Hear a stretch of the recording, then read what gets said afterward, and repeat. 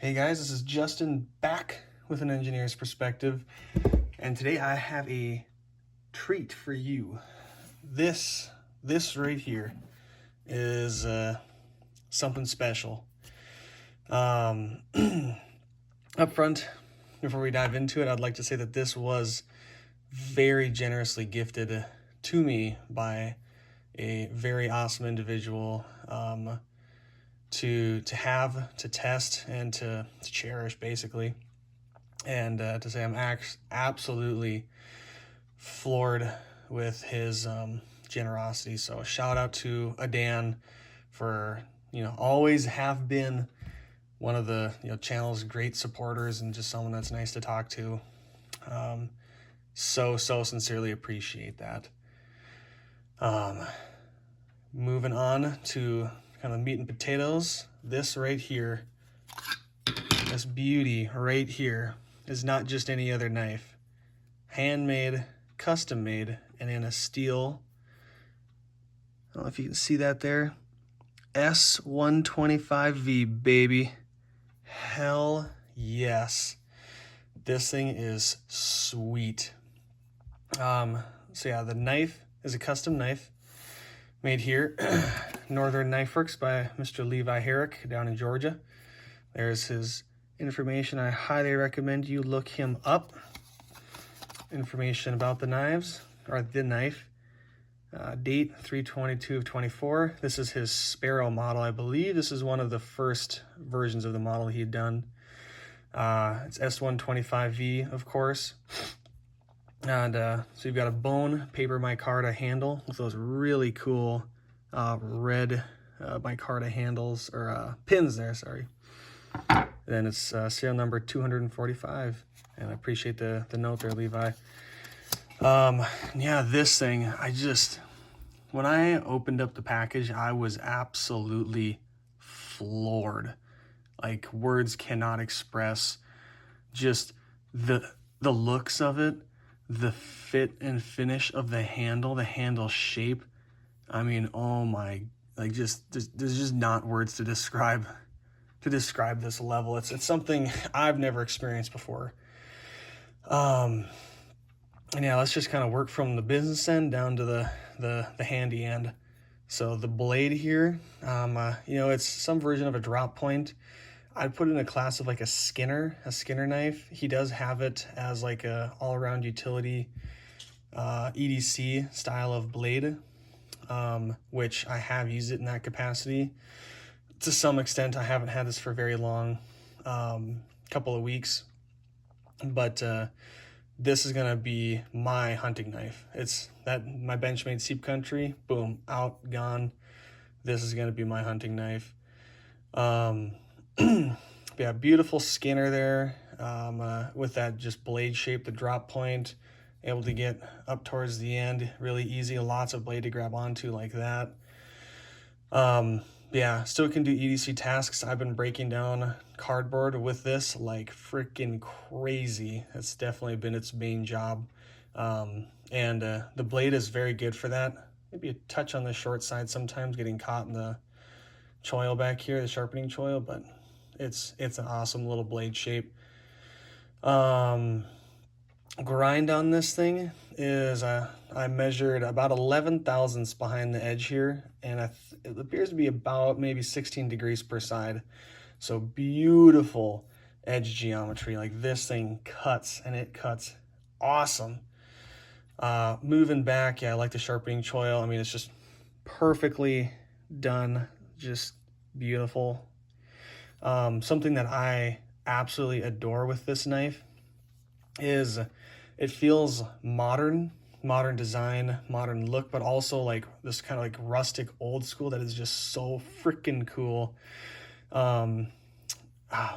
Words escape me, but like, you still got this like black here from the heat treating process, as I'm sure it's left over from, that he's left on there. And then how he stamps in the blade steel instead of like laser etching it, which he's able to do because he has beautiful laser etch emblem there. Just gives this thing this really freaking cool like combination of just old school and new.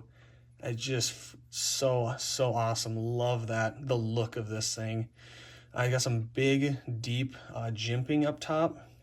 For an EDC blade, this is a little bit deeper than I would prefer, but truthfully, you've got such big gaps in between them, and the edges are not like sharp really, they're all kind of knocked down, that it's actually not too much of a problem. And with geometry like this and a blade of this length, you tend not to apply so much force, so I haven't really struggled with this hurting me at all.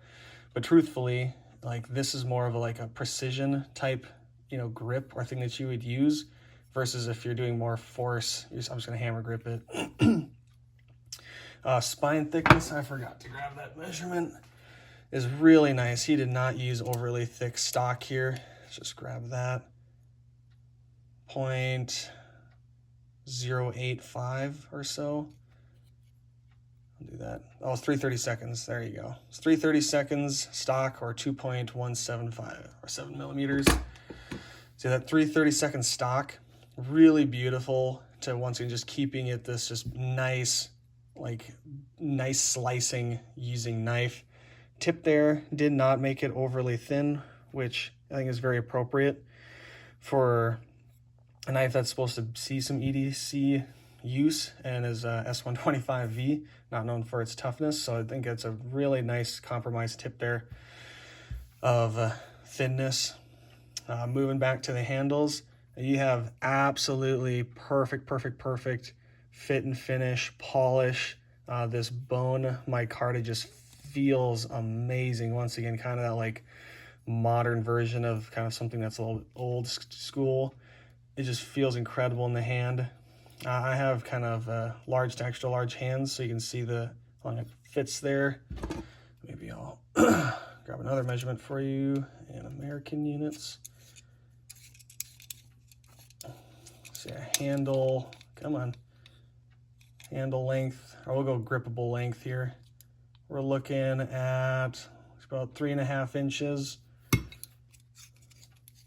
Blade cutting length, let's go reach from the handle is 2.8 inches, and then the actual cutting edge is about 2.6. My battery's gonna die here on my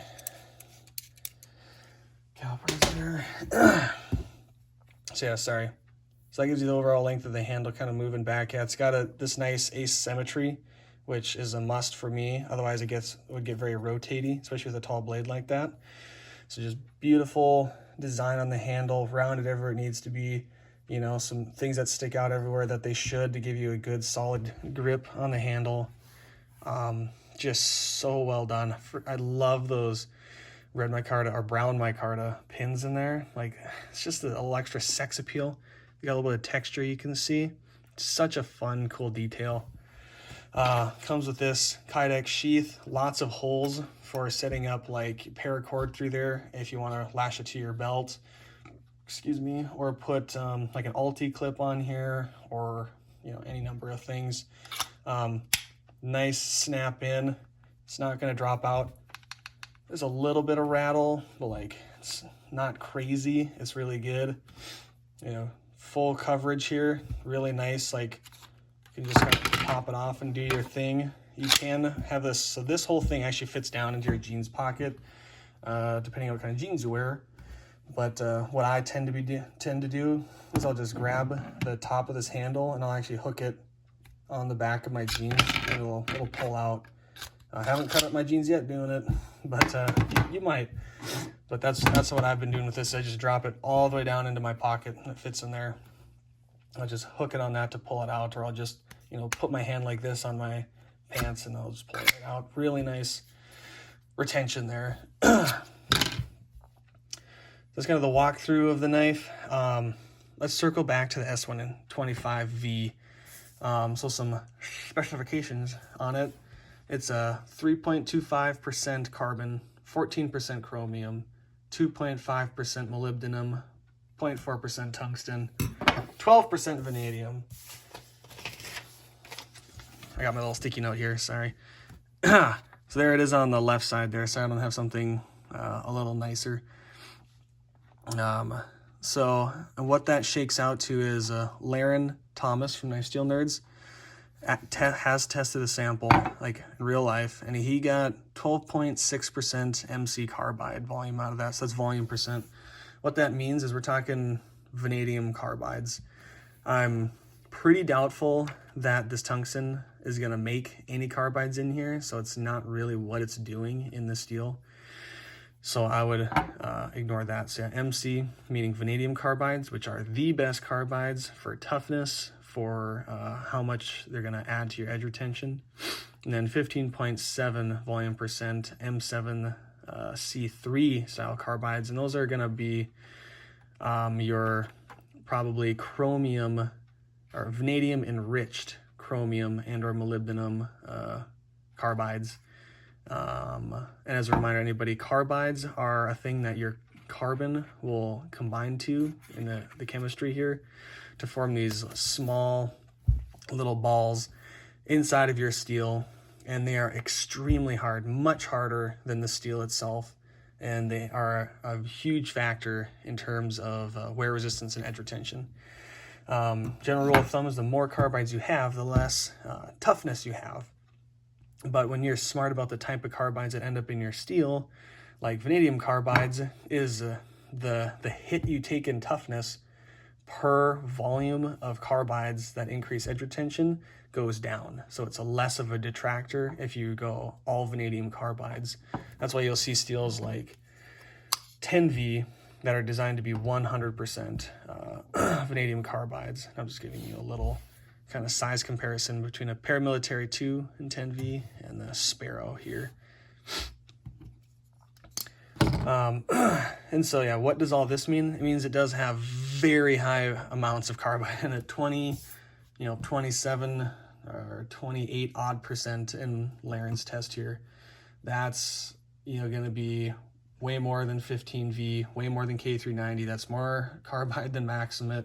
It's more carbide than M390. It's more carbide than S90V. What it may or may not be more carbide, well, it is more carbide than is S110V. So what do you get from going 110V to 125V? Well, first, let's compare some of this chemistry stuff here. Once again, my very nice note.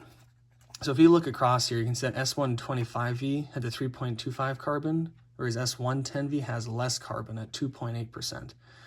It also has more chromium at 15 1/4, similar amounts of molybdenum, no tungsten, 9% vanadium. Then it's got this add down here of 2.5% cobalt and 3% niobium. So the Knife Steel Engineering book that Laren's got, this one right here, he ran thermal calc on the S110V to estimate how much carbide should be in there. Comes out about similar to S125V. However, his edge retention tests on the Catra show the S110V hitting about 750 total centimeters cut, TCC, whatever that stands for, versus S125V is the absolute top of the heap, king of the pile, most edge retention for a stainless steel that he's tested as of the time of that book anyways, at 850. So very significant increase in edge retention over S110V at the same hardness, meaning S110V definitely doesn't have the same amount of carbides in it. There's no way it would hit those same numbers. But there's really some differences in design philosophy that I want to point out. Because like with the S110V, you've got the lower, carbon in there, meaning you're going to be getting more stainlessness out of it. And you're also probably going to be shooting for a little bit less hardness, attainable hardness. And then when you increase the chromium, it pushes that, lower attainable hardness even further. But then they did some kind of cool, smart things down here, like with that 3% niobium. And the niobium is going to shift that back towards more of these MC carbides versus the chromium combining with the carbon to make these M7 C3 ones, with the MCs once again being much preferred. So it has those sort of smart additions in it. And you can see you've got 3% niobium, 9% vanadium. That's 3 or 12% of these MCs type carbide formers. It's just that niobium doesn't have the same like push, where it's going to push towards the carbon as much as vanadium does. And so I think that's probably the root, even though it has 12%. There's also molecular weight involved into here, but I didn't double check and my memory doesn't serve me to factor in that. But I think this 12%, this 3% being niobium is smart, but also is part of the reason why also a huge factor is this lower carbon and higher chromium is just not going to have the same volume of MC carbides guaranteed. So it's going to be lower on the MC, and I'd say as a whole, it's probably going to be slightly less as well. So hopefully that made sense. So yeah, advantages of S125V over S110V, you get more carbides out of this. And not only that, I think your attainable hardness is notably higher on S125V over S110V. Disadvantages, it's not going to be as corrosion resistant as S110V, and higher carbide volume is it's not going to be as tough as S110V, which it itself is also not known for being very tough. The carbide structure on the S110V sample that Laren looked at, very fine microstructure. So it's basically, it's as tough as a stainless steel can get with this goddamn much carbide in it. And that's just how it is straight up. You know, someone will invent something slicker one day, a la, you know, Laren again and Magna Cut, but like, you know, Summa Cut or something. That'll beat this out. But right now, there's a lot going for this in this, and it's really its own class. There's nothing else in stainless steel for the most part that's going to get you up here. Like, this is the top of the heat. It defines the boundary. S125V does. Yeah, so it's awesome. This is a absolute next level blade right here. You have the just insane stainless steel. You have this insane grind on here that's just beautiful, beautiful handle. Like, just the 332nd stock, awesome. The freaking looks of this thing, sheath's done right. This thing's amazing. Yeah. Oh, I forgot to mention hardness. Oh, and I was gonna double check it before I threw this video up. I'm pretty sure, and if somebody knows, correct me if I'm wrong, that Levi is putting a solid heat treat on these. I think they're like 61 to 62.5, somewhere in that ballpark. So that is just badass. You got a steel that's this high end, with this high end of geometry, this high end of finish, with that high end of a heat treat. It's amazing. So yeah, Levi Herrick at Northern Knifeworks, he's doing awesome work. Check out his Instagram. You can look at all of his blades on there and see what speaks to you. I know Erica has been working with him. She did a collaboration on a really sick EDC knife, kind of smaller format than this, that dropped. I'm sure those sold out immediately. But yeah, go to her channel to check out some of his other knives. She's got some really good content on it. Yeah, I mean, I just, once again, like, just floored with this. It's incredible. And so that's kind of all I've got. So I want to say, you know, once again, thank you to Dan for just being a total bro, support of the channel, just awesome. This went on a lot longer than I thought it was going to, but there it is. The Sparrow from Levi Herrick at Northern Knifeworks and S125V. That's all I've got for today.